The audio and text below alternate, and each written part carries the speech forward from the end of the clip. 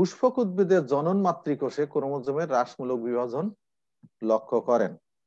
তাহলে আমরা এখন ক্রোমোজোমটি কোথায় এই মিয়োসিস বিভাজনটা কোথায় ঘটে সেটা সম্পর্কে আমরা দেখি।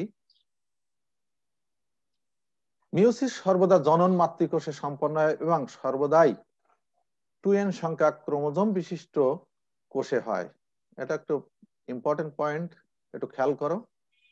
জনন মাতৃকোষে এবং ডিপ্লয়েড কোষে কিন্তু কখনো সময়ই হ্যাপ্লয়েড কোষে কিন্তু এটা সংগঠিত হয় না। নিম্ন শ্রেণীর জীবে এটা দৈহিক কোষেও ঘটে না। নিম্ন শ্রেণীর জীবে হ্যাপ্লয়েড জীবে যেমন শৈবাল এই মায়োসিস হয় নিষিকের পর জাইগোটে। এখানে একটু কথা আছে, নিম্ন শ্রেণীর জীবে যখন হয় হ্যাপ্লয়েড যে জীবটা আমরা প্রথমে বলেছি যে সর্বদাই 2n সংখ্যক অর্থাৎ ডিপ্লয়েড কোষে সংগঠিত হয়, তবে নিম্ন শ্রেণীর যে জীবগুলা হ্যাপ্লয়েড সেখানে কিন্তু জাইগোটে এবং উচ্চ শ্রেণীর জীবে কিন্তু মায়োসিস হয় নিষিকের পূর্বে জনন মাতৃকোষ হতে গ্যামেট সৃষ্টিকালে। যখনই 2n সংখ্যক থাকে গ্যামিট হয় হ্যাপ্লয়েড হয়ে যায়, তার পূর্বেই কিন্তু এটা ঘটে যায়। কিন্তু মায়োসিস নিম্ন শ্রেণীর জীবে হ্যাপ্লয়েড জীবে যেমন একটা শৈবাল এটা হয় কিন্তু নিষিকের পর জাইগোট হলে যখন ডিপ্লয়েড হয় তখন এই মিয়োসিস বা হ্রাসমূলক কোষ বিভাজন ঘটে থাকে।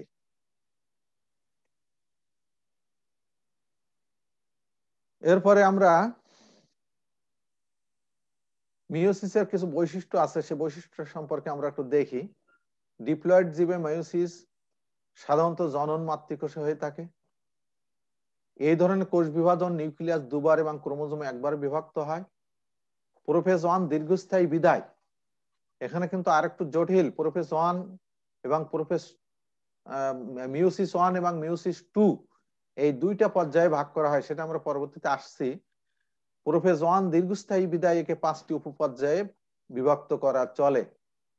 হোমোলোগাস ক্রোমোজোম জোড় বেঁধে বাইভ্যালেন্ট সৃষ্টি করে। কাইজমা সৃষ্টি ও ক্রসিং হবার হয় বলে হোমোলোগাস ক্রোমোজোমের মধ্যে জিন বিনিময় ঘটে। একটি মাতৃকোষ হতে 4টি হ্যাপ্লয়েড অপত্য কোষ মানে ডটার সেল, এখানে হলো ডটার সেল অপত্য কোষটা আমরা আর একটু খেয়াল করি। মাতৃকোষ থেকে যখন নতুন কোষ সৃষ্টি হয় সেটাকে বলে অপত্য কোষ বা শিশু কোষ বা ডটার সেল। এটা হলো কোষের ডটার সেলে কোষের সৃষ্টি হয়। আর ক্রোমোজোমের স্বতন্ত্র বিন্যাস ঘটে। এখানে কিন্তু একটা স্বতন্ত্র বিন্যাসও আছে, সেটা পরবর্তী আমরা যখন পর্যায়ে আলোচনা করব তখন দেখতে পাবো। আর ক্রসিং ওভার এখানে কাইজমা সৃষ্টি ক্রসিং ওভার হয় বলে হোমোলোগাস ক্রোমোজোমের মধ্যে জিন বিনিময় ঘটে। একটি মাতৃকোষ থেকে 4টি হ্যাপ্লয়েড কোষের সৃষ্টি হয়। ক্রোমোজোমের স্বতন্ত্র বিন্যাস ঘটে। ক্রসিং ওভার ও ক্রোমোজোমের স্বতন্ত্র বিন্যাস ঘটে বলে এই প্রক্রিয়া উৎপন্ন কোষগুলো কখনো মাতৃকোষের গুণ সম্পন্ন হয় না। এটা যেমন ছিল মাইটোসিসের ইকুয়েশনাল ডিভিশন যেটা ছিল যে সমগুণ সম্পন্ন, এখানে কিন্তু তা হবে না। আর মায়োসিস শেষে সৃষ্ট নতুন কোষে নতুন চারিত্রিক বৈশিষ্ট্যের আবির্ভাব ঘটে। মায়োসিস হলো বৈচিত্র্য সৃষ্টির একটি উপায়। যেহেতু এখানে কিন্তু ক্রসিং ওভার ঘটে মানে ক্রোমাটিডের বা ক্রোমোজোমের অংশ বিনিময় ঘটে, যার কারণে এই ধরনের বৈচিত্র্যের সৃষ্টি হয়। তাহলে আমরা মিয়োসিসের বৈশিষ্ট্য দেখলাম। মিয়োসিস প্রক্রিয়াটা সম্পর্কে এখন আমরা একটু দেখি। মিয়োসিস একটি অবিচ্ছিন্ন ধারাবাহিক প্রক্রিয়া। কোষ, নিউক্লিয়াস ও ক্রোমোজোমের বিভক্তির উপর ভিত্তি করে মিয়োসিস প্রক্রিয়াকে দুটি প্রধান পর্বে ভাগ করা হয়েছে, যথা মিয়োসিস 1 এবং মিয়োসিস 2।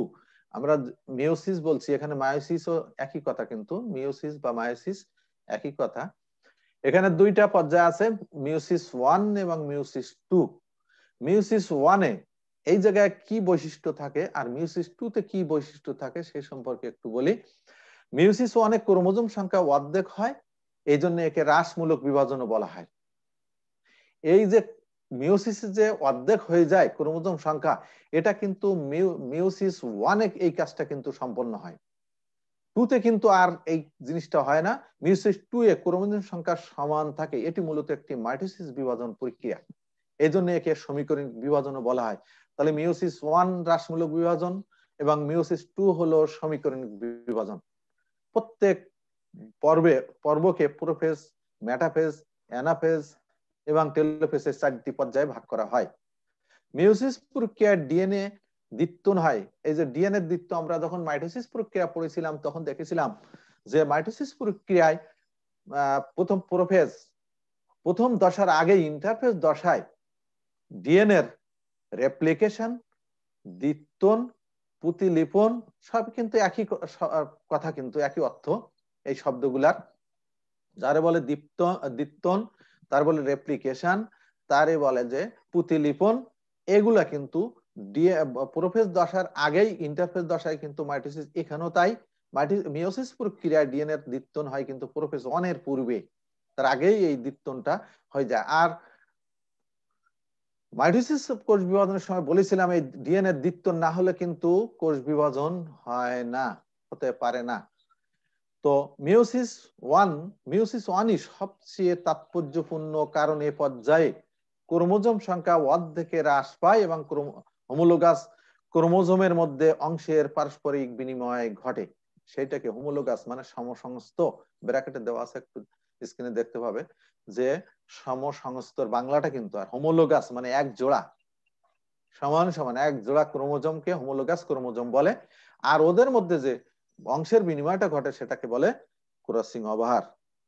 তাহলে এরপরে আমরা দেখি মিওসিস ওয়ানটা, যে প্রথম মিওসিস ওয়ানকে প্রোফেজ 1, মেটাফেজ 1, অ্যানাফেজ 1, টেলোফেজ 1 এই 4টি পর্যায়ে ভাগ করা হয়। এখন মিওসিসটাকে আমরা দেখি, প্রথমে ইন্টারফেজ দশা তো থাকবেই, তারপরে মিওসিস 1 হ্রাসমূলক বিভাজন, এর মাঝে একটা ইন্টারোকাইনেসিস আছে, এরপরে আছে মিওসিস 2 সমীকরণিক বিভাজন। প্রথমে ইন্টারফেসের কথা তো বলেছি যে পরিস্থিতিমূলক দশা, ওখানে ডিএনএ দ্বিত্বন বা অন্যান্য কাজগুলো হয়, কোষ চক্র ওখানে চলে। আর প্রস্তুতিমূলক দশা ওটা। এবার মিওসিস 1 হ্রাসমূলক বিভাজন, এটাকে কিন্তু প্রোফেজ 1, মেটাফেজ 1, অ্যানাফেজ 1 এবং টেলোফেজ 1 এই 4টা পর্যায়ে ভাগ করা হয়। প্রোফেজ 1টা দীর্ঘ বিধায় এটাকে আরো 5টি ভাগে ভাগ করা হয়, যেমন leptotene, zygotene, pachytene, diplotene, diakinesis. একটু জটিল আছে, পড়লেই সহজ হয়ে যাবে। আর এর মাঝে যে ইন্টারোকাইনেসিস আছে, দুইটা বিভাজনের মাধ্যমে, দুইটা কোষ বিভাজনের মধ্যে বা দুইটা বিভাজনের মধ্যে যে একটা বিরতি থাকে, যে বিরতি, এই বিরতি এইটাকে বলে ইন্টারোকাইনেসিস। এরপরে মিওসিস 2 সমীকরণিক বিভাজন, এখানেও কিন্তু প্রোফেজ একই, 4টা ভাগে ভাগ করা হয়েছে, প্রোফেজ 2, মেটাফেজ 2, অ্যানাফেজ 2, টেলোফেজ 2, 4টা ভাগে ভাগ করা হয়েছে। তাহলে আমরা এরপরে যাই, প্রোফেজ 1 এর, মিওসিস 1 এর পর্যায়গুলো আমরা একটু দেখি। মিওসিস 1 এর প্রথম পর্যায় হলো প্রোফেজ 1। প্রোফেজ পর্যায়টি অনেক দীর্ঘ হয়। এই পর্যায়টি অত্যন্ত জটিল ও দীর্ঘস্থায়ী বিধায় একে 5টি উপপর্যায়ে ভাগ করা হয়েছে, যথা লেপ্টোটিন, জাইগোটিন, প্যাকেটিন, ডিপ্লোটিন, ডায়াকাইনেসিস। লেপ্টোটিনে যে ঘটনাটা ঘটে সেটা হলো নিউক্লিয়াসের জল বিয়োজনের মাধ্যমে শুরু হয় লেপ্টোটিন উপপর্যায়। এটা 5টি উপপর্যায়। এই উপপর্যায়ে জল বিয়োজনের ফলে ক্রোমোজোম গুলো ক্রমান্বয়ে সংকুচিত মোটা হতে থাকে, ফলে ক্রোমোজোম গুলো দৃষ্টিগোচর হয়, মানে দেখতে পাই মাইক্রোস্কোপের মধ্যে, এবং ক্রোমোজোমে বহু ক্রোমোমিয়ার দেখা যায়। ক্রোমোমিয়ার মানে দানা দানা, ওর গায়ে, ক্রোমোজোমের গায়ে যে দানা দানা লেগে থাকে সেটাকে বলে ক্রোমোমিয়ার। এখানে চিত্রটা দেখো একটু, লেপ্টোটিনের চিত্র, কোষ প্রাচীরের আছে তো থাকবেই, আর তারপরে নিউক্লিয়াসের মধ্যে ওখানে দানা দানা অংশ আছে, এখানে ক্রোমিয়ার চিহ্নিত করা আছে, দেখলে বুঝতে পারবে। চিত্রটা দেখো, কোষ ঝিল্লি, নিউক্লিয়ার ইনভেলাপ মানে নিউক্লিয়ার পর্দা, সেন্ট্রোমিয়ার, মাঝে যে ক্রোমোজোমের মাঝে একটা গিটের মতো থাকে এটাকে সেন্ট্রোমিয়ার বলে, আর ক্রোমোজোমের গায়ে যে দানা দানা অংশ থাকে এটাকে বলে ক্রোমোমিয়ার। তারপরে নিউক্লিওলাস এটা আছে। তাহলে আমরা এটা দেখলাম লেপ্টোটিন। এবার দেখি জাইগোটিন এই পর্যায়টা কি। এই উপপর্যায়ে হোমোলোগাস ক্রোমোজোমের, এখন কথা হলো এখানে ক্রোমোজোম হোমোলোগাস জোড় বাঁধা শুরু হয়েছে, কিন্তু এখানে একটু জোড় বাঁধতেছে। হোমোলোগাস ক্রোমোজোম মানে দুটি সমান ক্রোমোজোম যখন জোড় বাঁধে তখন তাকে হোমোলোগাস ক্রোমোজোম, একটি জোড়ার সৃষ্টি হয়। এই জোড় সৃষ্টি হওয়াকে, আর এই যে জোড়টা সৃষ্টি হয় হোমোলোগাস ক্রোমোজোম যে জোড় বাঁধে, এই জোড় বাঁধাকে সিনাপসিস বলে। কয়েকটা জিনিস আছে কিন্তু।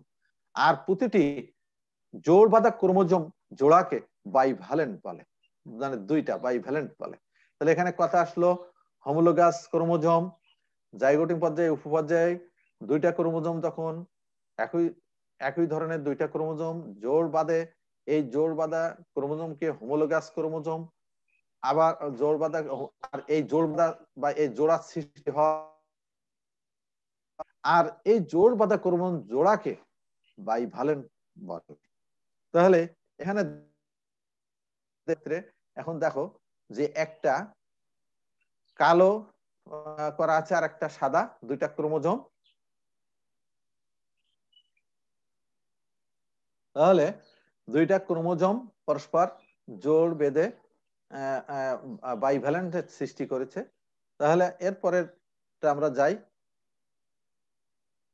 এরপরে আমরা দেখতে পাই প্যাকাইটিন। ক্রমাগত সংকোচনের ফলে উপপর্যায়ে ক্রোমোজোম গুলো আরো খাটো মোটা দেখা যায়। এই পর্যায়ে প্রতিটি ক্রোমোজোমকে সেন্ট্রোমিয়ার ব্যতীত অনুদৈর্ঘ্যে দুটি ক্রোমাটিডে বিভক্ত হতে দেখা যায়। একই ক্রোমোজোমের দুটি ক্রোমাটিডকে সিস্টার ক্রোমাটিড এবং একই জোড়ার দুটি ভিন্ন ক্রোমোজোমের ক্রোমাটিডকে নন সিস্টার ক্রোমাটিড বলে। ক্রোমাটিড হলো যখন সেন্ট্রোমিয়ার ব্যতীত, ক্রোমাটিডের সংজ্ঞাটা এরকম হবে, যখন সেন্ট্রোমিয়ার ব্যতীত একটু ক্রোমোজোম দুইটা ভাগে ভাগ হয় তখন তার প্রত্যেকটা বাহুকে একটা একটা ক্রোমাটিড বলে। যে দুইটা ভাগে ভাগ হয় একটা ভাগকে ক্রোমাটিড বলে। আর একই ক্রোমোজোমের দুইটা ক্রোমাটিডকে সিস্টার ক্রোমাটিড।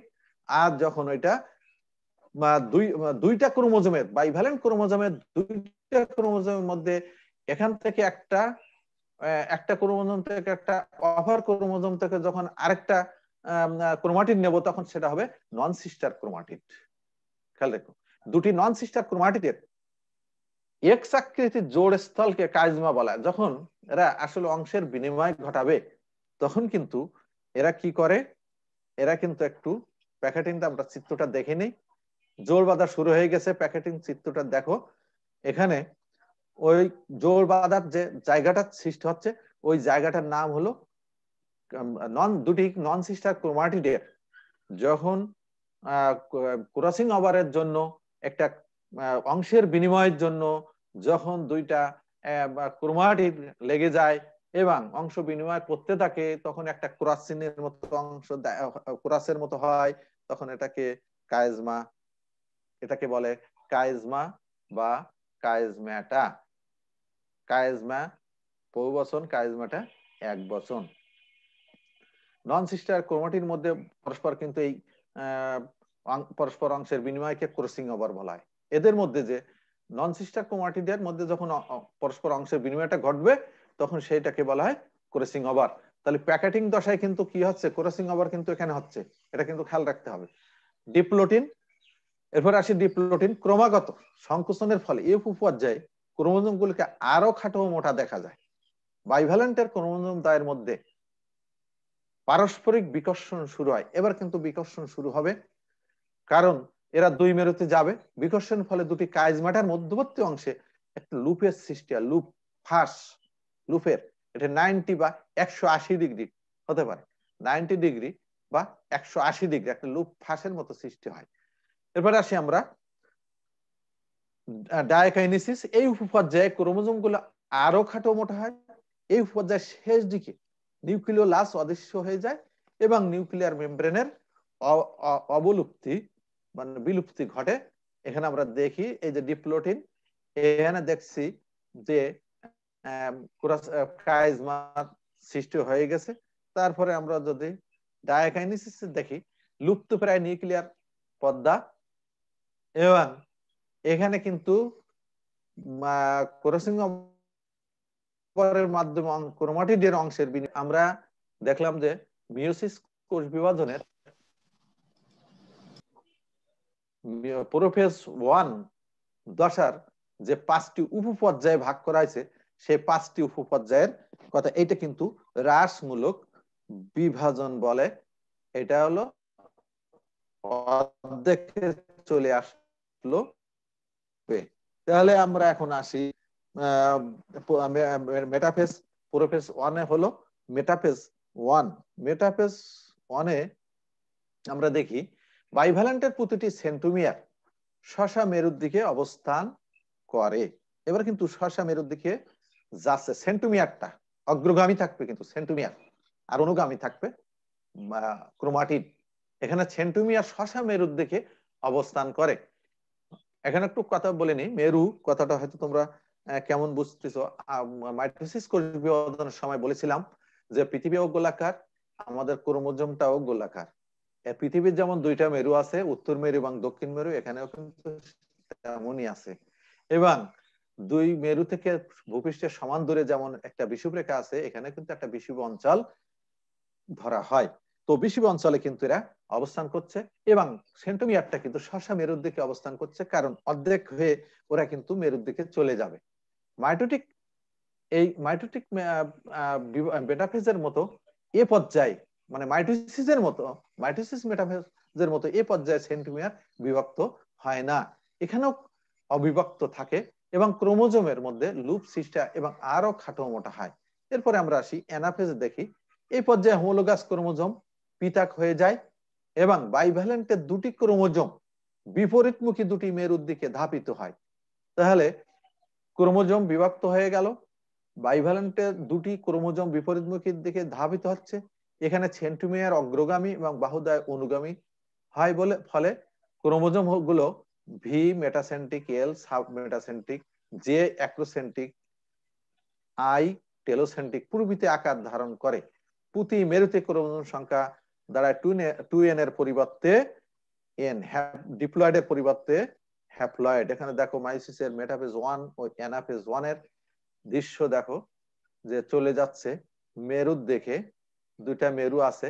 এখানে ট্রাকশন ফাইবার, আমরা আগে বলেছিলাম যে মানে যে স্পিন্ডেল যন্ত্র যে সৃষ্টি হয়, স্পিন্ডেল যন্ত্র, সেখানে কিন্তু ট্রাকশন ফাইবার এখানে তৈরি হয় আর টানে রাখে, যেটা সাধারণত ক্রোমোজোমটা আটকে থাকে, ক্রোমোজোমের সেন্ট্রোমিয়ার অংশটা যে ফাইবার মানে তন্তুর সাথে আটকে থাকে, এবং ওই তন্তু যখন আস্তে আস্তে টান দিয়ে ওরা মেরুর দিকে ছুটতে থাকে। তাহলে এরপরে আমরা দেখি টেলোফেজ 1। টেলোফেজ 1 হলো মায়োসিসের শেষ পর্যায়। এই পর্যায়ে মেরুতে অবস্থিত ক্রোমোজোম সংখ্যা বহু সংখ্যক ক্রোমোজোমের চারিদিকে আবার নিউক্লিয়ার মেমব্রেন এবং অভ্যন্তরে নিউক্লিয়াসের আবির্ভাব হয়। নিউক্লিয়াসের জল যোজন ঘটে, আবার কিন্তু পানিটা আসতে থাকে, জল মানে পানিটা আসতে থাকে, ফলে ক্রোমোজোম গুলো কিন্তু ক্রমান্বয়ে শুরু হতে থাকে। টেলোফেজ 1 এর শেষ পর্যায়ে কোষ প্লেট সৃষ্টির মাধ্যমে কোষস্থ সাইটোপ্লাজম সমান 2 ভাগে বিভক্ত হয়ে 2টি অপত্য কোষে পরিণত হতে পারে। তাহলে এই পর্যায়ে আমরা দেখি এখানে চিত্রটা দেখি, টেলোফেজের চিত্রটা 2টি পূর্ণাঙ্গ ক্রোমোজোম, নিউক্লিওলাস,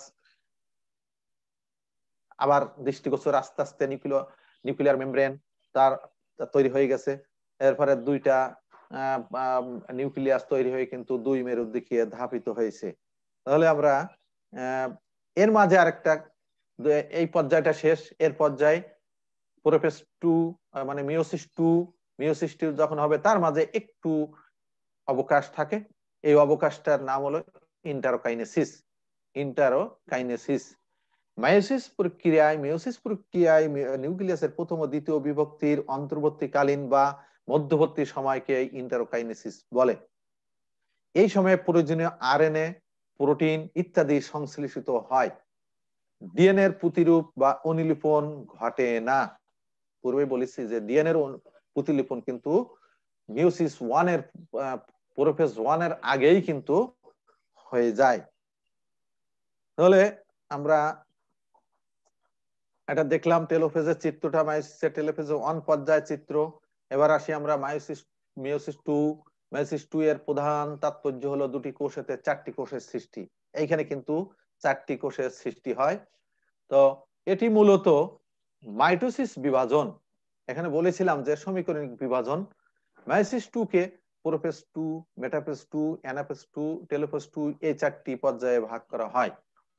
প্রোফেজ 2 জল বিয়োজনের ফলে ক্রোমোজোম গুলো খাটো মোটা হয়।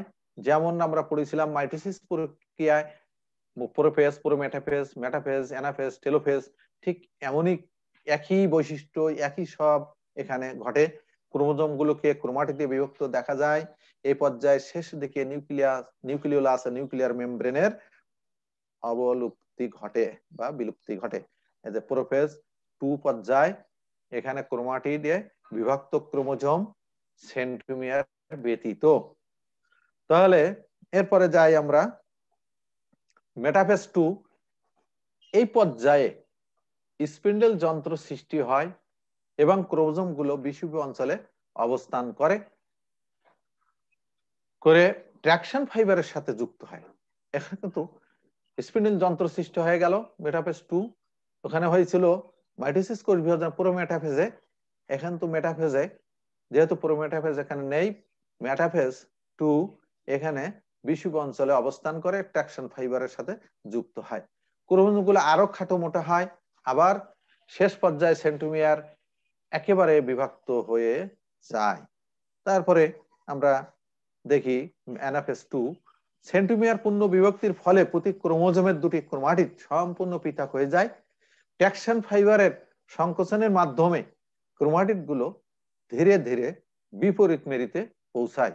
মেরুমুখী চলনকালে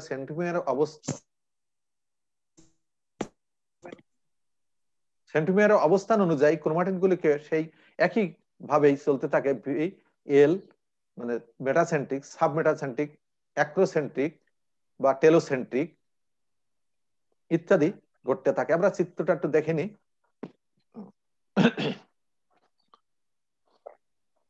খালিদ হাসান, হ্যালো হ্যালো, শুনতে পাচ্ছ? জি স্যার। হ্যাঁ হ্যাঁ। তাহলে আমরা এখানে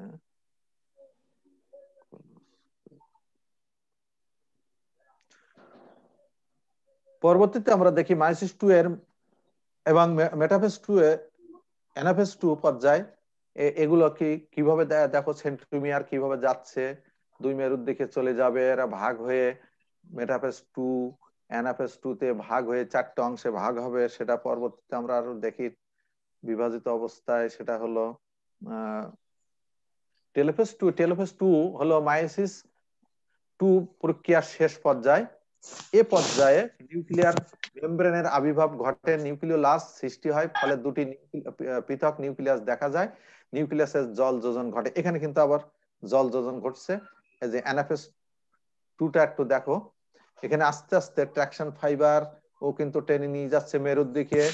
বিভাজিত সেন্ট্রোমিয়ার এবং স্বতন্ত্র ক্রোমোজোম এটা কিন্তু আলাদা হয়ে গেছে, এবং কালো যে অংশগুলো দেখা যাচ্ছে বা সাদা অংশের মধ্যে কিন্তু এভাবেই এক সময় কিন্তু ওদের অংশের বিনিময় ঘটে গেছে। তাহলে আমরা এখানেও কিন্তু আবার সাইটোকাইনেসিস আমরা দেখি দুটি নিউক্লিয়াসের মাঝখানে কোষ ঝিল্লি বা কোষ প্রাচীর গঠিত হবে এবং সাইটোপ্লাজম বিভক্ত হবে।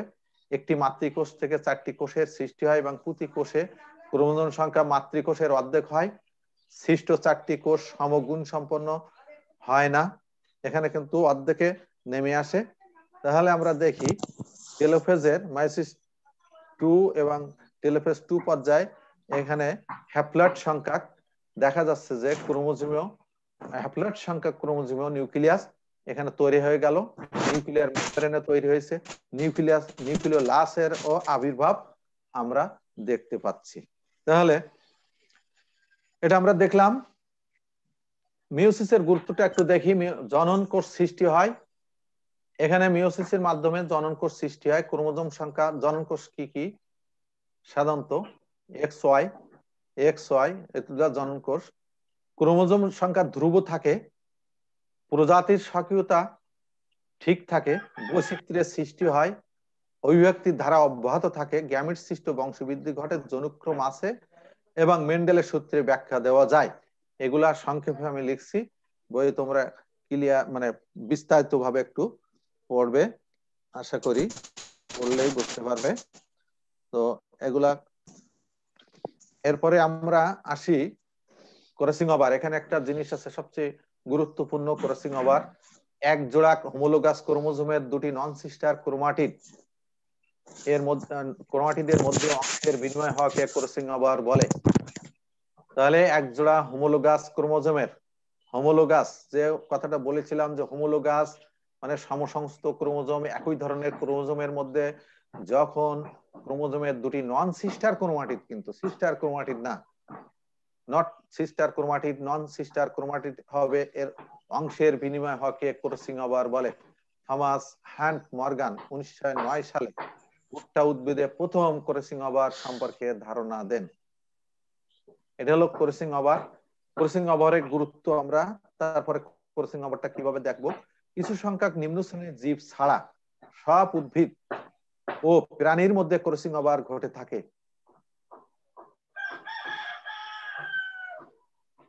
এর ফলে দুটি ক্রোমাটিডের মধ্যে অংশের বিনিময় ঘটে, ফলে জিনগত পরিবর্তন সাধিত হয়, ফলে জীবের বৈশিষ্ট্যগত পরিবর্তন, বৈচিত্র্য, কখনো নতুন প্রজাতির সৃষ্টি হয়। ক্রসিং ওভারের মাধ্যমে কাঙ্ক্ষিত উন্নত বৈশিষ্ট্য বিশিষ্ট নতুন প্রকরণ সৃষ্টি করা যায়। কৃত্রিম উপায়ে ক্রসিং ওভার ঘটিয়ে বংশগতিতে পরিবর্তন আনা সম্ভব। ক্রোমোজোম ম্যাপিং এ ক্রসিং ওভার বৈশিষ্ট্য ব্যবহৃত হয়। এখানে ক্রোমোজোম ম্যাপিং ক্ষেত্রেও ক্রসিং ওভারের গুরুত্বপূর্ণ ভূমিকা আছে। এরপরে আমরা আসি, দেখো কিভাবে দুটি সমসংস্থ ক্রোমোজোমের ক্রোমাটিডের মধ্যে কাইজমা সৃষ্টি এবং অংশের বিনিময় ঘটছে। জিনের বিনিময়, জিনও বোঝানো হয়েছে। দুটি হোমোলোগাস ক্রোমোজোমের ক্রোমাটিডের মধ্যে কাইজমা, নন সিস্টার ক্রোমাটিড দুইটা কিন্তু নন সিস্টার। কিভাবে কাইজমাটা একটু দেখো, একটা কালো রঙের একটা সাদা, এখানে নন সিস্টার ক্রোমাটিড অংশের বিনিময় ঘটবে একটু ক্রসিং ওভারের ফলে বিনিময়কৃত ক্রোমাটিড অংশ দেখো এ বি সি ডি এইভাবে দেখানো হয়েছে। তারপরে ওদের কিন্তু বিনিময় অংশের বিনিময় ঘটে গেছে। এটা হলো জিনও বোঝানো হয়েছে, এখানে জিন বোঝানো হয়েছে এ বি সি ডি। তাহলে এ বি যদি ওখান থেকে ওই এ বি জিন কাইজমা বা ক্রসিং ওভারের মাধ্যমে আপার ক্রোমাটিডে কিন্তু আপার ক্রোমোজোমে চলে গেল। তাহলে আমরা দেখতে পাচ্ছি যে